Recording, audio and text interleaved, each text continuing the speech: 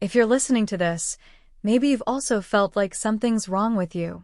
Not something visible on the outside, but something you feel in your head, in your thoughts, in your chest. Guilt, fear, shame, that you can't quite explain to anyone. But you know, it's real. Today, I want to share someone's story. They've chosen to stay anonymous, but their journey might be the one you're living too. And I hope within these words, you find a thread of hope. Chapter 1. The First Signs When the World No Longer Feels Safe. I remember the first time I felt different. I was 8 years old.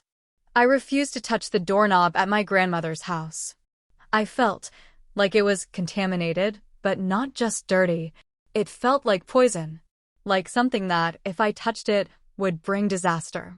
Not just to me, but to the people I love. That was just the beginning.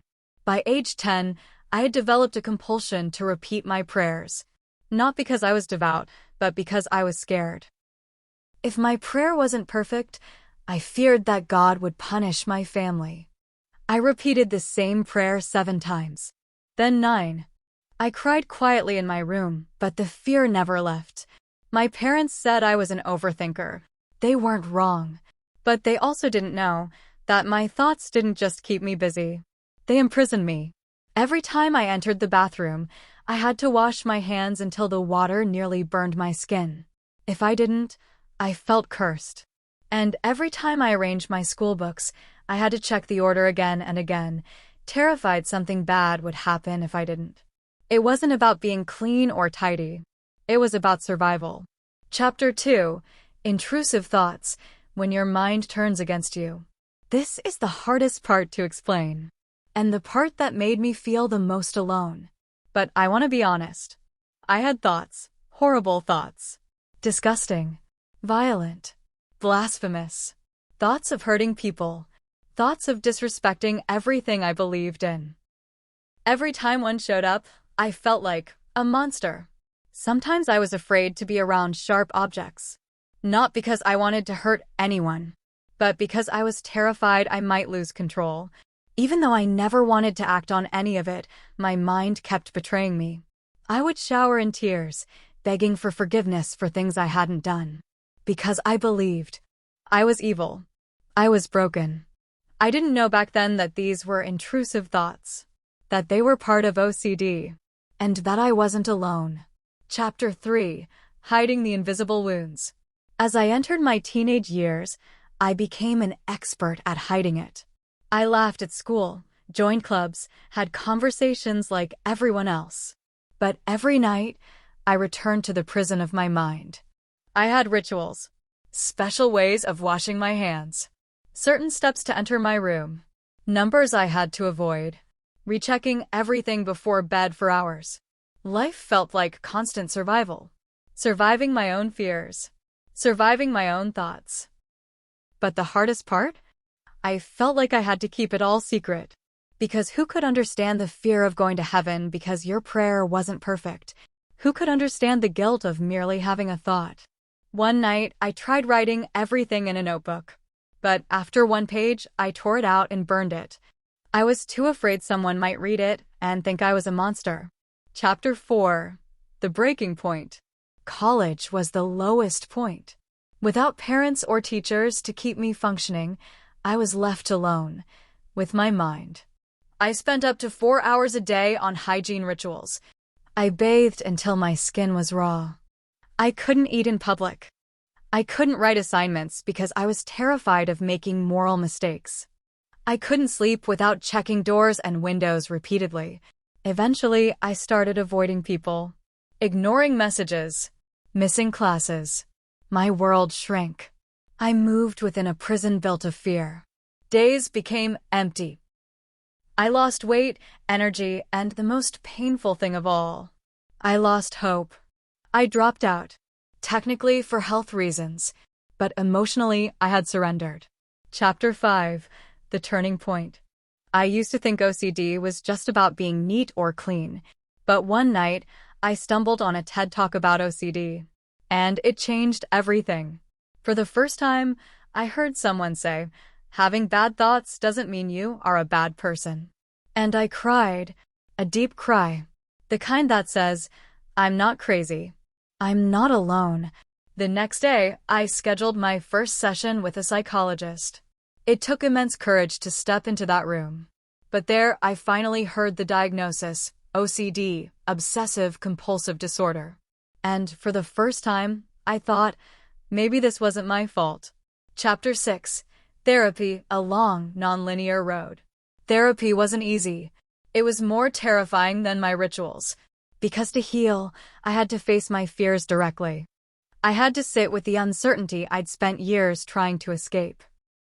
Through ERP, exposure, and response prevention, I was slowly guided to face my OCD. For example, when my brain said, if you don't repeat this prayer 7 times, your mom will die, I had to learn to stop and accept that uncertainty. The first weeks felt like hell, but slowly, the chains began to loosen. I learned mindfulness, grounding techniques, journaling, reframing my inner dialogue, and practicing self-compassion. I documented my progress. From delaying a ritual by 5 minutes, then 10. From touching a doorknob and waiting before washing. From checking doors 10 times to just 2. These small victories were huge. I still have OCD, but it no longer controls every inch of my life. Now, I can spot its patterns and say, I see you, but I'm not obeying you today. Chapter 7. Acceptance is not giving up. I've learned that acceptance is not defeat. It's choosing to stop fighting myself. It's realizing that I deserve understanding, love, and space to grow. I've learned to love myself not because I'm fully healed, but because I'm still here. Still breathing. Still trying. And that is extraordinary. I accept OCD as part of my story. But I also know that OCD is not my entire identity. I'm not just my thoughts. I'm also laughter, dreams, and the courage to keep going even when the path isn't clear. I still worry sometimes. But now, I can look at that worry and say, I see you. But you don't own me. Chapter 8. The impact on relationships. Living with OCD affected my relationships more than I realized. Friends didn't understand when I canceled plans last minute. Family members felt hurt when I refused hugs or handshakes. There were moments when my partner felt rejected because I couldn't be close. I felt guilty for pushing them away, even though I knew it was the OCD talking. Explaining the fear of contamination or the need to perform a ritual felt impossible. Over time, I learned to communicate. I shared my experiences in simple terms. I asked for patience and understanding. And slowly, my loved ones began to see it wasn't about them. It was about a disorder I was fighting. That shift in communication didn't fix everything overnight, but it opened doors to compassion and support that I never knew existed. Chapter 9. Coping Strategies and Daily Practices. Beyond therapy, I developed everyday strategies to cope. I created a soothe box, a small collection of items that ground me, a soft blanket, a calming essential oil roll-on, and a notepad with positive affirmations. I set phone reminders for mindful moments, short breaks where I'd focus on my breath and observe my thoughts without judgment. I joined a local support group once a month. Hearing others' stories reminded me I wasn't alone. I also volunteered for a mental health nonprofit, channeling my experience into helping others. These routines gave me tangible tools for days when OCD felt overwhelming. They weren't perfect solutions, but they were lifelines. Chapter 10. Looking ahead, hope and growth. Acceptance didn't mean the end of challenges, but it marked the start of growth. I've set new goals, returning to education part-time, exploring art therapy, and writing a book about my journey. These aspirations fuel me. They remind me that despite OCD, my future is still mine to shape. I know there will be setbacks, but each time I stumble, I remind myself, I've overcome worse. I've learned to stand again. If you're struggling, hear this. You are not alone. You are not broken. You are experiencing something that deserves care, not judgment. Perhaps you aren't ready to accept it yet. That's okay. Take your time. You deserve peace. And most importantly, you are worthy of love. Even with OCD. Even with thoughts that scare you. This was someone's story. It might be yours too. And someday, you may tell your story to help others, just like this story helped you. Disclaimer. This is a true story shared anonymously to protect privacy.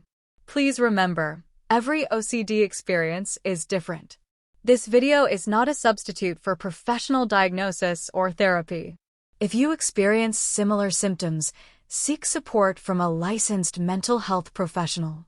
You deserve healing. You deserve to live.